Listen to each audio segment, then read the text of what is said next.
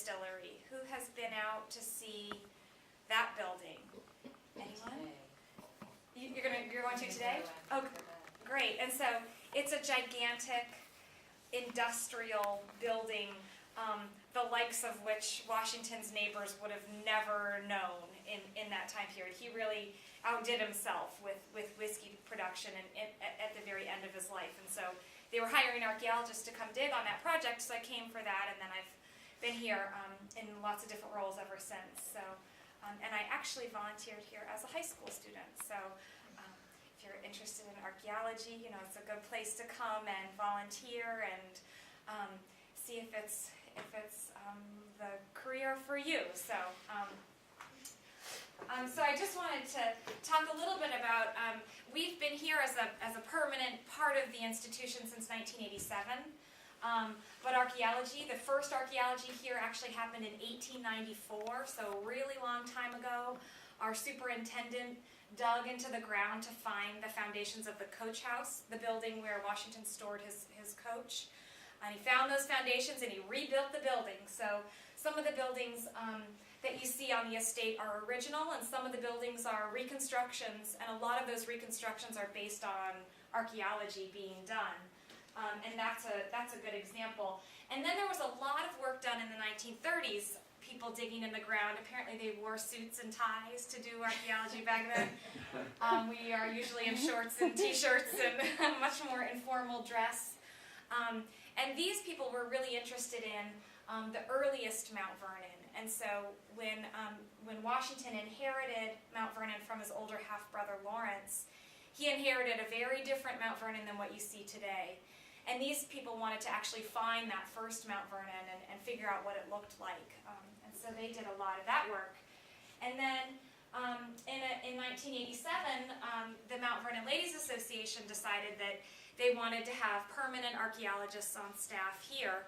And one of the main things that we've been studying since then is slavery, because as you can imagine, slaves didn't write down very much.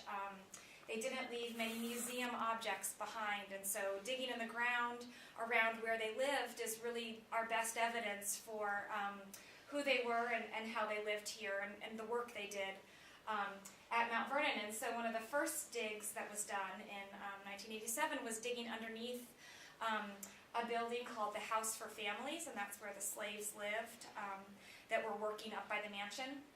And archaeologists love things like cellars and wells and privies because those things get filled in over time, especially if a building gets torn down. And so this building got torn down, and in the cellar we found thousands of artifacts, mainly bones, like you were asking about earlier, and mainly fish bones. And so we've been able to say a lot about slave diet and nutrition and health just by looking at all of these thousands and thousands of bones.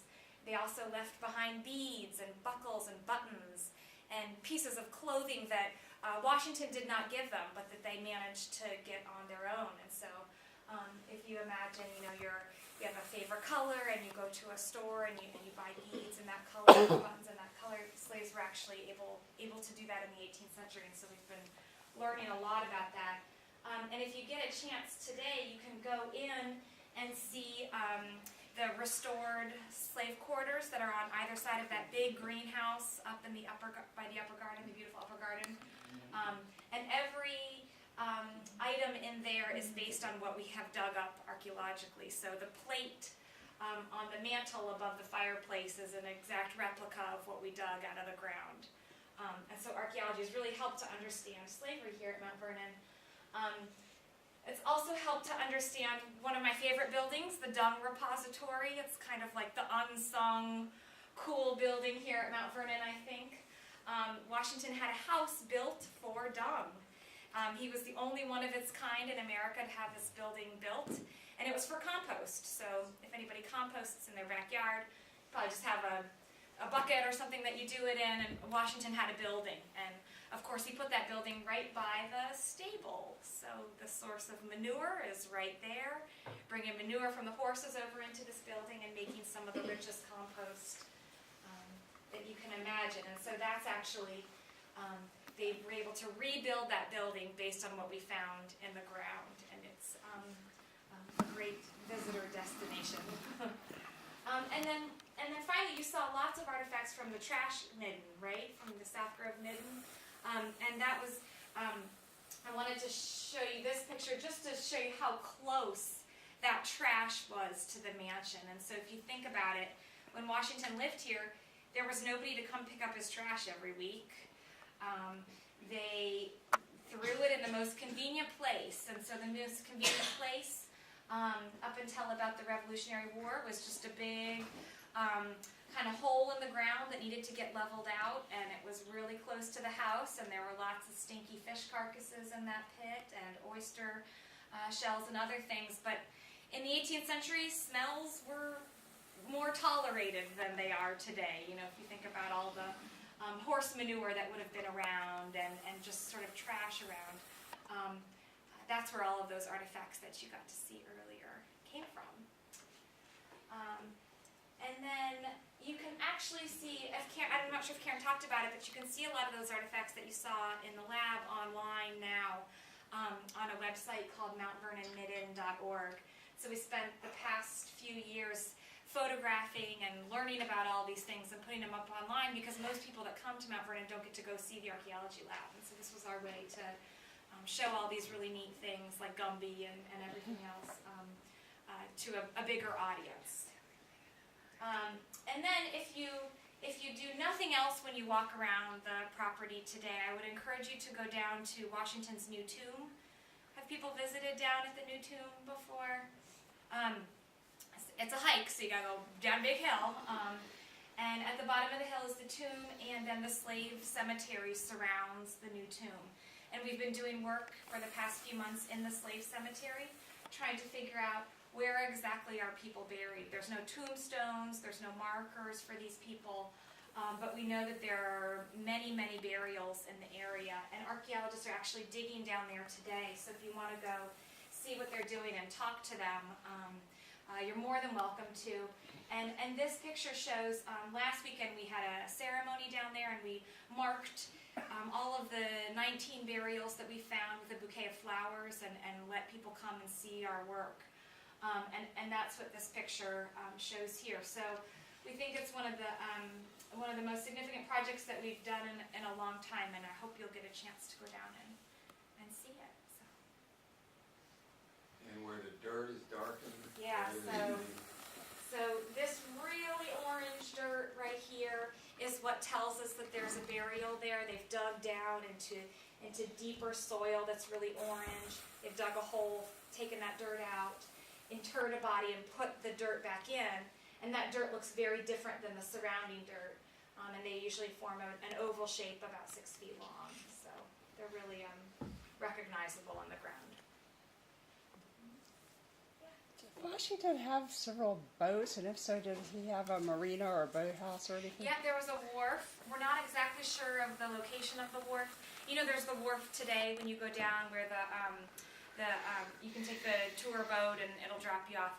That's not the original location of the wharf. And we've actually done some underwater archaeology, working with some other institutions to survey the Potomac to look for either Washington's boats that have sunk or the original wharf here at Mount Vernon. And they're still kind of working on that over the years. That's an ongoing project. But what did he do with the boats? And what did he ever get on a boat and go down somewhere else? Or? Yeah, he went across to Maryland fairly often, and definitely took land routes and took boat routes pretty often. So yeah, he would have left from this ferry or this wharf and gone down to other places. Mm-hmm. Maryland was a easy one to get to. What kind of boats did he have? Like sailboats or rowboats? Yeah, he had canoes, sailboats. He had a large boat that sunk during the Revolutionary War. I'm not exactly sure what kind it is, but that's one of the ones that they've been looking for doing the underwater survey. Where would that have been, do you think? We don't know where the boat is. mean, in this area of the Potomac, probably? Yeah, right. It supposedly sunk right around Mount Vernon during a gale, sudden storm. So it should be sort of right around on our side of the Potomac. But you would be surprised at how much there is under the Potomac. And what they have to do is actually dive on those things to figure out what they are. So. Do you do all your own research, or do you like work hand in hand with the historians and they have texts that give you evidence and? So we're historical. I'm a historical archaeologist, so I'm trained to look at artifacts and documents and sort of weave them together. So we do a lot of our own document research, but we do have an amazing historian on staff. In addition to our curators, if anybody's going on a museum tour today, we work a lot with the people that deal with objects that are actually Washington provenance that have remained in the family over many, many years. So we work with them a lot too. So it's kind of collaborative.